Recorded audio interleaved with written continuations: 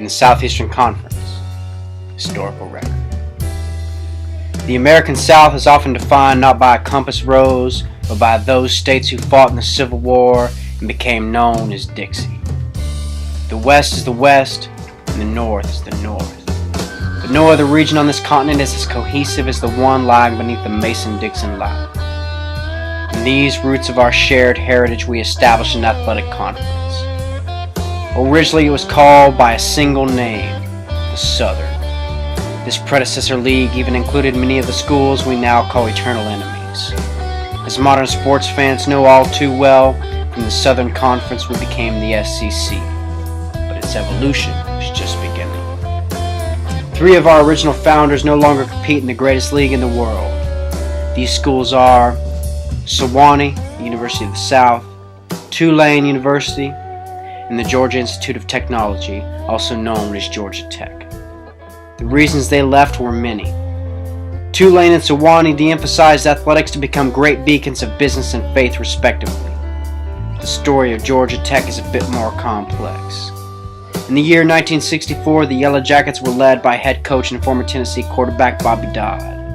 Their program was strong, but as with many schools in the SEC, they were always looking back over their shoulder at Alabama.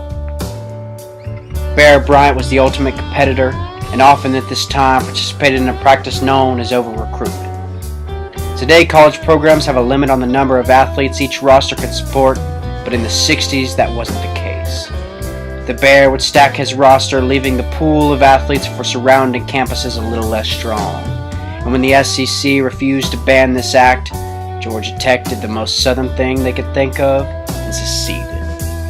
The Southeastern Conference carried on with 10 teams for a generation.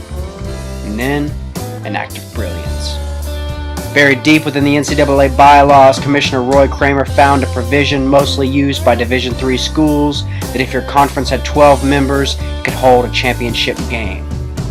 This would go on to be a rousing success, but first, the SEC had to get to 12 teams. As we will see in the future, conference expansion often happens in droves, and this round began in 1990 when the Big Ten began pursuing Penn State. Legal wranglings of the 80s already allowed conferences like the SEC to pursue their own TV deals with networks such as ABC. What were once alliances among athletic departments, NCAA conferences became Fortune 500 companies. And the SEC set its sights on 6 schools: Texas, Texas A&M, Florida State, Miami, South Carolina, and Arkansas. One school of thought was to minimize the reach of the ACC and prevent them from establishing a foothold in Florida.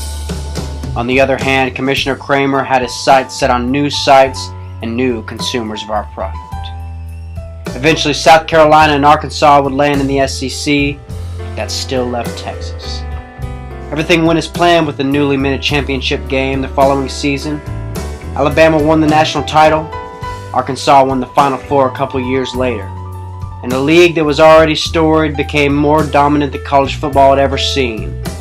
From this event until today, the Southeastern Conference won a staggering 12 national championships, making the feeling of unity within the league stronger than ever. However, the TV deals continued to grow, and the business minds of the universities continued to calculate. And again, the Big Ten responded. Despite its name, the traditional old Big Ten was running around with 11 members, seeking that elusive 12th, which would launch a conference title match. This league that dominated so much of the Midwest for years added the blue bloods and the black shirts of the Nebraska Cornhuskers.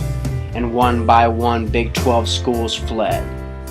While the flight of these schools didn't lead to the destruction of the entire league, the SEC was there to pick up the diamonds out of the chaos.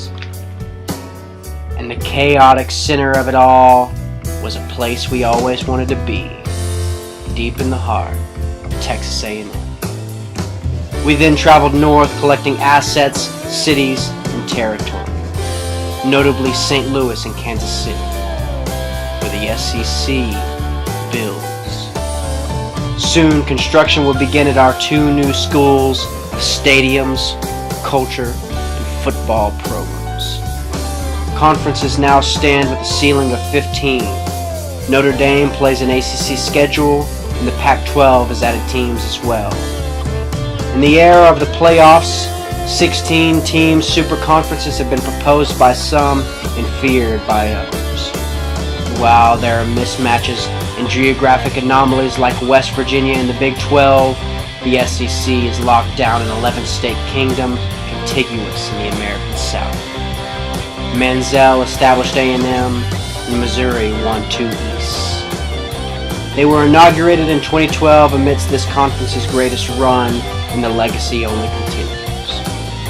Perhaps we have our eyes peeled for Chesapeake darlings or Carolina sweethearts, but for now our kingdom is flowing with treasure, tradition, and college football national championships.